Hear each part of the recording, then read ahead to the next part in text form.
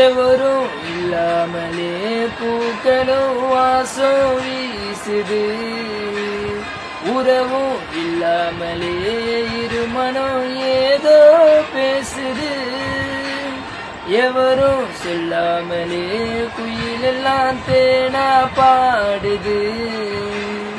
எதுவும் இல்லாமலே மனசெல்லாம் இனிப்பா இனிக்குது.